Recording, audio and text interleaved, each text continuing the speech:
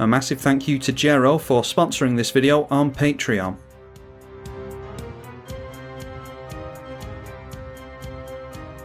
Negan the Cold Blooded versus Athreos, Shroud Veiled, Phylath World Sculptor, and Phylath World Sculptor. Well, we've got mana there. We've got all the colours we need. We can get into Negan fairly quickly. Maybe set up Mimic Vat first. In fact, we can definitely set up the Mimic Vat first. So, yeah, we keep that and just have to hope that we get into some card draw. First spell is from Billy Kills, Sky Shroud Ranger, and then it is a turn 1 Serra Ascendant for the Athreos player, played by 7 Deadly Sins, and then we've got 2 patrons in Jero the Guru and Billy Kills, each on Phylath World Sculptor. A Mox Opal comes down there as well. We get into another land, so let's go for the Sol Ring, and then we're probably going for Mimic Vat next turn, and yeah, if we could put this under a Mimic Vat, assuming we don't get hit by it, we should be able to, yeah, get some big 6/6 flyers into play. That would be good. Now, a Nature's Law from Kills, then swinging in at the fellow Phylath player with their 1/1 elf, and then turning the Serra Ascendant in at us, so I don't think we're going to be able to make use of the Mimic Vat in time. Yeah, I think we're just going for a tap land here and play the Mimic Vat. Springbloom Druid now should be able to fix them on colours. And it does, it gets them into some mountains. The ramp continues on this side of the field as well with a Harrow, followed by Strionic Resonator. So they are going to want to get up to 8 mana before they go for their commander, really. Playing a land again, let's see. Alright, not going in with the Serra Ascendant at us. So we are still going to be able to play Negan, kill this off, and then have it under here, ready to make it into a 6/6 with lifelink. That's really good as well, if we can manage to get into a lot of treasure tokens. Let's drop the command tower, and we'll go for the Negan. Targeting the 7 Deadly Sins. They might be able to make a bunch of tokens, but that wouldn't get them around it anyway. So we'll make a treasure token here, and we'll say yes to the Mimic Vat. Harrow coming from this Phylath player now. It's going to be difficult to distinguish between these two because they're playing very similar cards seemingly. Then Phylath comes into play. So not waiting for the Strionic Resonator seemingly. And they might not have a land in hand either, because they can make one with the Sky Shroud Ranger. Maybe they're just using that as a combat trick. The 1/1 goes in at the 7 Deadly Sins. Demonic Tutor. And that took them into a Mana Crypt, which I assume is what they tutored for, maybe not. And just playing that and passing, surprisingly. So they might have the spell, I think it's only 1 white, that exiles an artifact and an enchantment. Maybe that's what they've got in hand and they want to hold mana up for it. Anyway, we get into Brass's Bounty, so we're just getting a whole bunch of stuff here that we want to be, yeah, we definitely want to be getting into all this. Gonna have to wait on some removal coming out of people's hands though, I think. Also, Brass's Bounty is much better in the later game anyway. Let's go for the Mimic Vat. Could have saved this as a combat trick to block with, but I'd like to gain the life now, and there's every chance that no one swings in at us. In my experience, people don't tend to swing in at Negan, because they want him to stay in play. So we'll just go in at 7 Sins, knock them down to a more rounded life total. We want them at around 30, same as the rest of us. Although saying that, with the life gain, we're actually all closer to 40 life, aren't we? Yeah, with that, we'll just hold up the Generous Gift. Don't think we're going to use it. Wow, Doubling Season coming from Jero now. Ready for their Phylath next turn. They've got a fetch in play as well, so it might be that they play a land and go for Phylath next turn and then crack this. Oh, don't suppose it really makes much difference, does it? Might have to blow up that Doubling Season though. Shamanic Revelation. For each... Yeah, it's for each creature you control, so they're going to refill their hand here, near enough. Nothing we can do about that. The interesting thing is here, they could play a land, triggering the Phylath, and then they'd have enough mana to copy with the Strionic Resonator. I dare say they've got a land to make with the Sky Shroud Ranger as well. Playing a Gruul Turf. Then Billy goes for a gamble with 10 cards in hand, so chances are they're going to keep the card they go for here. Then through to combat, the Phylath goes in at the Orzhov player. And the token goes in towards the Spring Bloom Druid. They decide to chump block with the Druid. Now an Enlightened Shooter from the Orzhov player. 6 mana goes into Ethereal Absolution. Gives creatures -1/-1, which will clear out a lot of these plants. Exile a target card from an opponent's graveyard to make a spirit. That is fine. That actually slows the game right down. This is a really, really good card against the 2 Phylath players, because they won't have time to put the counters on their plants. Cabal Coffer's coming down now as well. They don't have too many swamps. Okay, just another land for us, unfortunately. Let's get our basics out. And I think we're just going in for Mimic Vat again.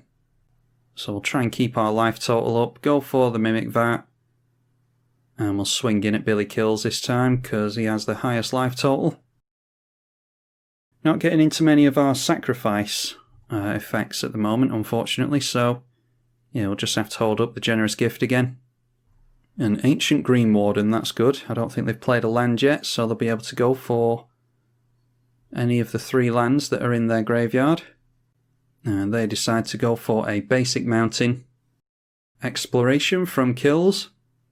And they get into a fetch themselves, so they're just going to be able to pile on plus counters onto that plant.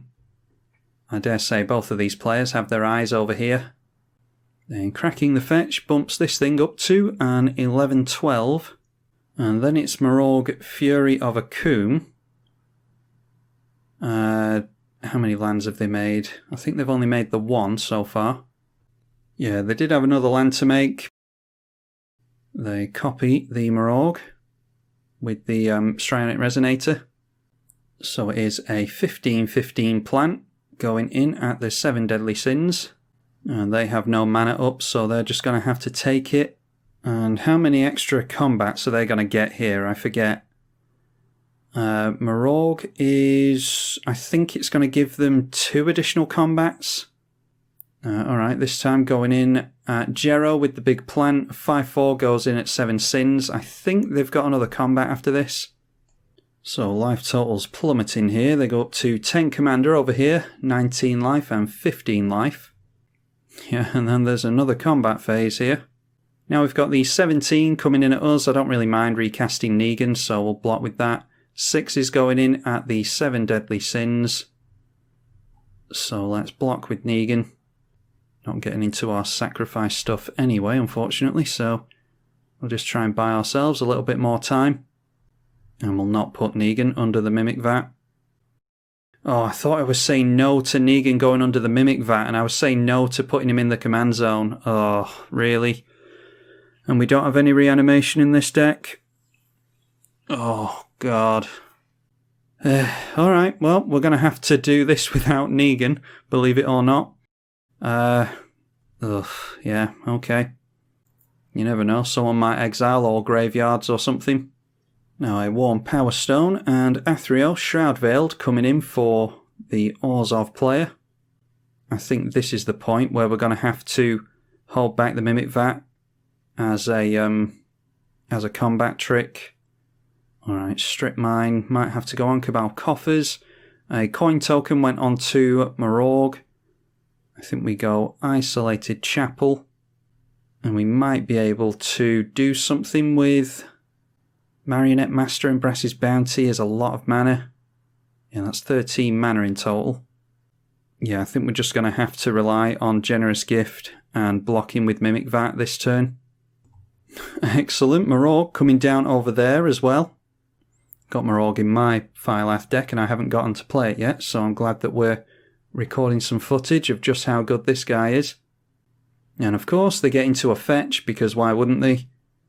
I think we're going to have to use Generous Gift on this Morog before they make landfall. If they swing in at us with this, they are going to lose it to a Serra Ascendant though, so they might not come in at us. No, they do decide to come in at us, alright. Might be forgetting about the Mimic Vat.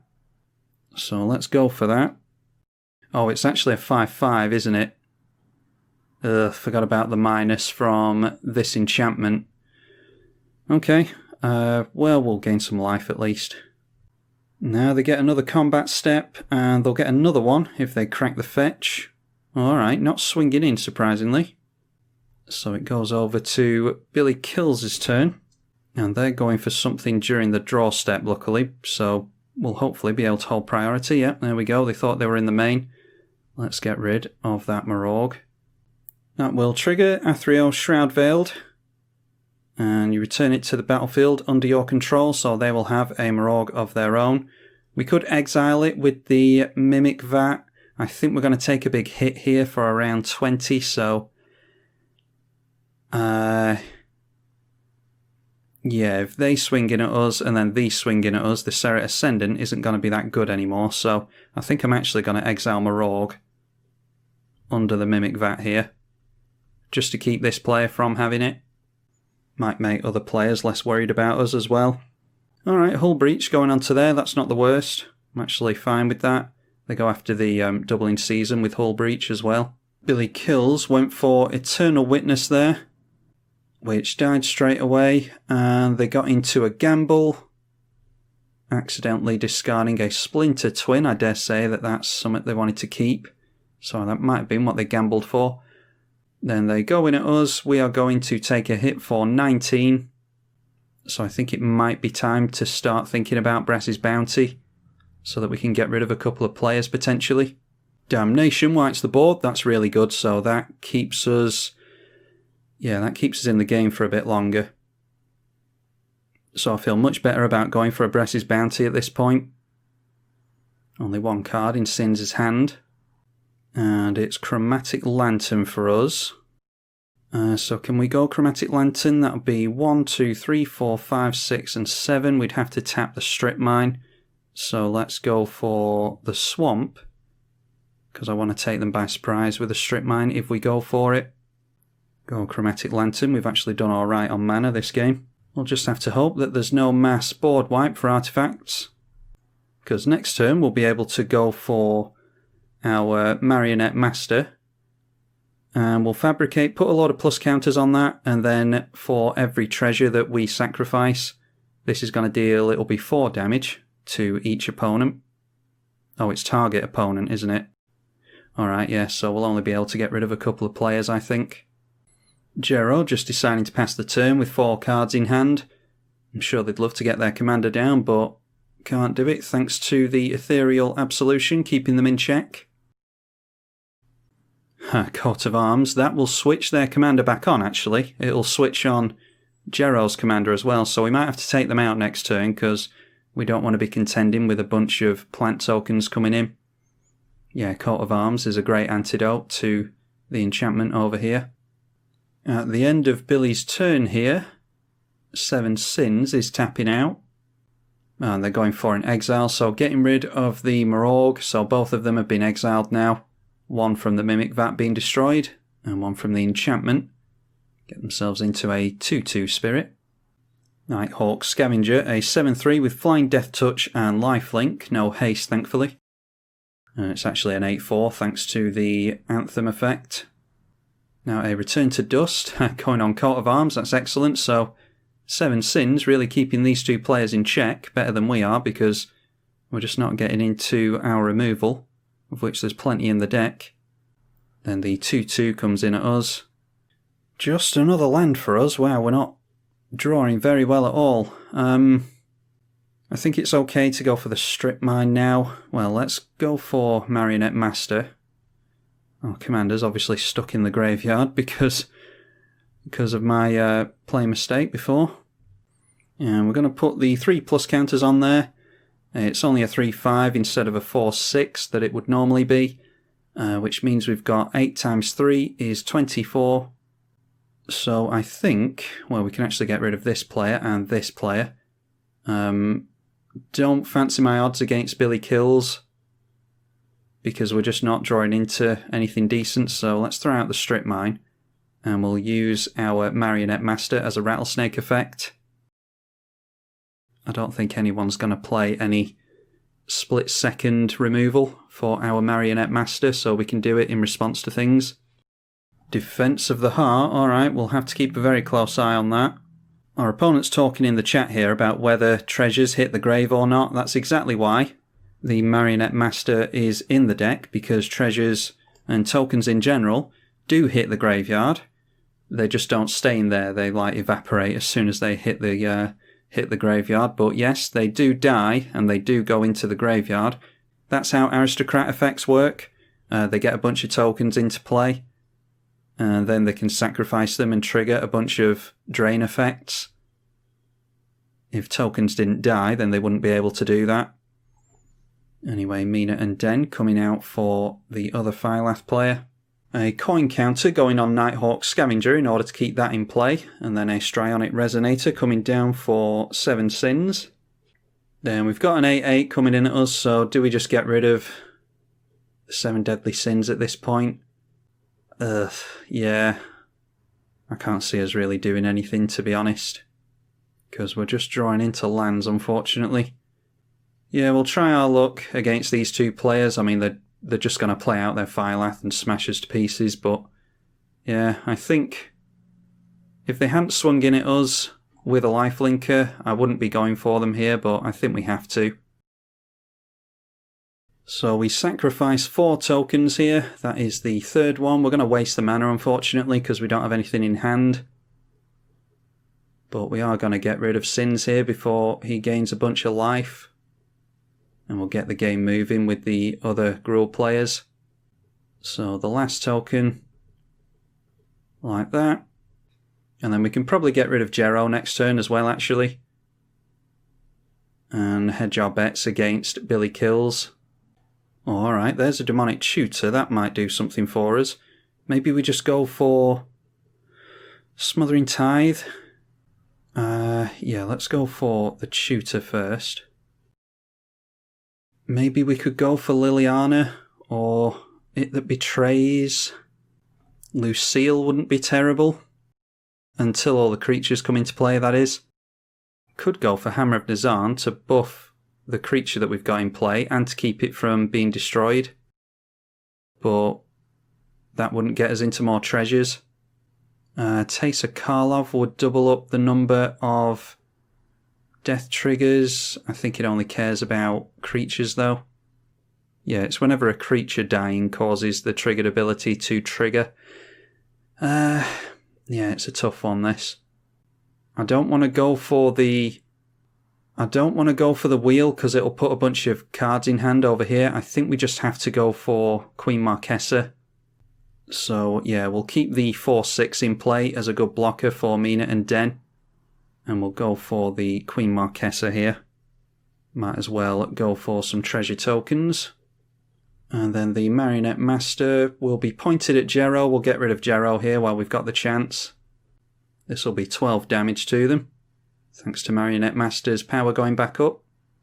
And then we'll swing in with Queen Marquesa at them, because I'm hoping that they won't be able to go wide on us, at least for a turn anyway.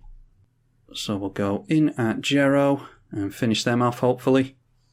Yep, so taking out 2 players with our treasure tokens and Marionette Master little combination there. Let's just get out of planes for the sake of it. And we'll see if we can get into any instant speed stuff with our Monarchy. I know, it's just another land. You didn't see that coming, did you? I think I'm actually going to go for the Strip Mine on the Gruul Turf, just so that they've got less mana to play around with here. Because I think they have to tap out for their commander at this point. Yep, there they go. So they would have been able to return a land to hand here and play it. I mean, it might be that they've got a land anyway. We'll soon find out. Doubt they're going to swing in with Mina and Den because they will lose it to the Master. But we just really need to draw into something that is not a land at this point. Yeah, I mean, there's really no shame in losing this one either. The only shame is in putting our commander into the bin. Yeah, that is a real shame actually, because we would have been able to keep Phylath out of play, at least for another turn. Let's just get down the tap land, save ourselves some life. And then we've got a Death Toucher in the way at least. But maybe it's worth allowing creatures through so that we can start making assassin tokens. Alright, Mayhem Devil. I mean, we need the treasure tokens to go with it. They make a land which will turn one of their plants into a 4/5. And don't forget, they can bounce a land with Mina and Den and play it, because they've got 2 lands a turn. So this is the risk we were running when we got rid of 7 Sins. It allowed the Phylaths to come back into play, but I don't think we were ever going to do anything with the draws we've been making this game yet. There's Beastmaster Ascension, so that is us done, I think. They'll take the monarchy away from us here as well. So at least it was a quick game after the 2 players were taken out. Got to show you the Marionette Master at least, which is one of the main win conditions in this deck. I just wish that we could have made more treasure tokens, but that might be something to look over the deck with.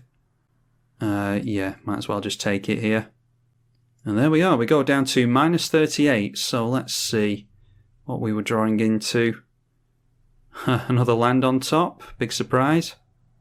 Yeah, let's see, there is Talisman of Hierarchy. The Mythos of Snapdax is one of the cards I was hoping for. We were a few turns away from that.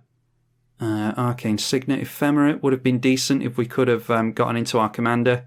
Even if we could have gotten into our commander, I don't think it would have helped us there, because Beastmaster Ascension was still online with all the plants. Stoneforge Mystic, there's a bit of an equipment sub-theme to the deck. Only a few equipments. I might have to pull those out. Billy Kills has shown us his hand here. Yeah, so I think it might be worth going over to the deck list and seeing what we want to do with the whole equipment thing, if anything. Yeah, what equipments have we got? We've got Skull Clamp, a Shadow Spear. Black Blade Reforged is a really good one, because we can just buff our Negan up and swing in for big points of damage, I think. There's Boots, Greaves, and then we've got Hammer of Nazan as well. So there's good targets for the Stoneforge Mystic. I think I'll play the deck another time or two. There's Lucille as well with the window art. Yeah, there's good targets for it. I think I just need to try the deck a few more times and see if I actually like that or not. We weren't really getting into the sacrifice stuff, but again, I think we need to just play the deck and see how often we manage to get into that stuff. Might be worth going for Anointed Procession so that we get double treasure tokens from things.